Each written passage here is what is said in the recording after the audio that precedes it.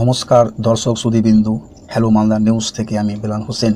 খবরে যাওয়ার আগে আপনাদের কাছে ছোট্ট একটি অনুরোধ যে আপনারা আমাদের চ্যানেলটি সাবস্ক্রাইব করবেন এবং বেল ঘন্টাটি বাজিয়ে দেবেন এবং লাইক শেয়ার কমেন্ট করবেন। আসছি সংবাদ শিরোনামায়। নগদে কাটমানি নিতেন জ্যোতিপ্রিয় মল্লিক, কুইন্টাল প্রতি কত টাকা খেতেন আদালতে হিসাব দেখিয়ে দিল ইডি।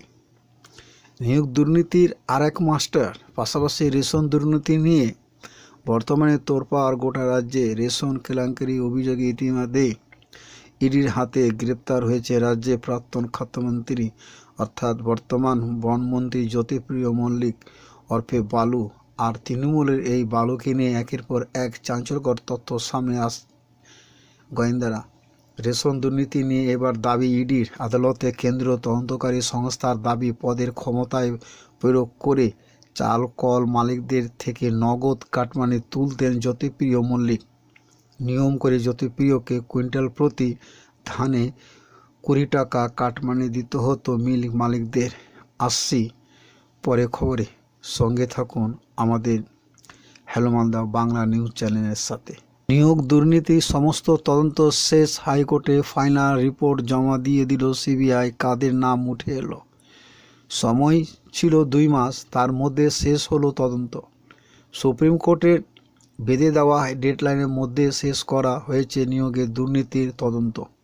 মঙ্গলবার কলকাতা হাইকোর্টে তদন্তের রিপোর্ট জমা করে কেন্দ্রীয় তদন্তকারী সংস্থা সিবিআই জানালো তার সময়ের মধ্যে শেষ করে ফেলেছে এসএসসির তদন্ত।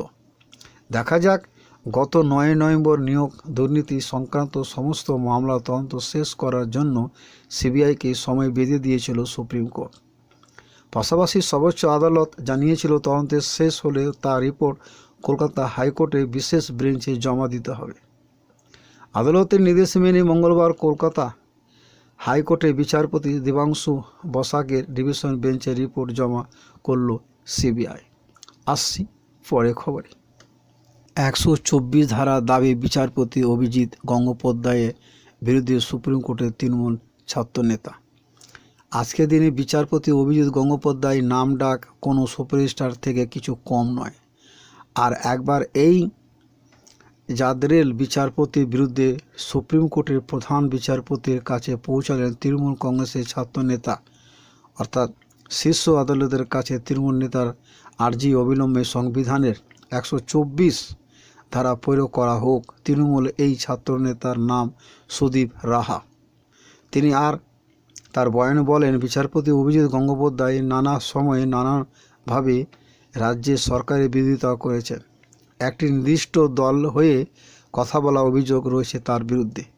এদিকে বিচারপতি গঙ্গোপাধ্যায় বলছেন, রাজ্য সরকার কতদিন এইভাবে মামলা চালিয়ে যান দেখব। প্রসঙ্গত উল্লেখযোগ্য যে আর এর আগে সাল 2023-এ একটি বেসরকারি সংবাদ মাধ্যমে উপস্থিত হয়েছিল তিনি। সেখানে প্রথমবার মতো তৃণমূল কংগ্রেসকে নিয়ে খোলাখুলি সমালোচনা করে বসে, যার জেরে বেশ ভালো রকম আলোড়ন শুরু হয় রাজ্য জুড়ে। তার করা মন্তব্য নিয়ে শুরু হয় কাটছেঁড়া। একজন বিচারপতি কি এই মন্তব্য করা উচিত তা নিয়ে শুরু হয় জল্পনা। আসছি পরে খবরে, সঙ্গে থাকুন।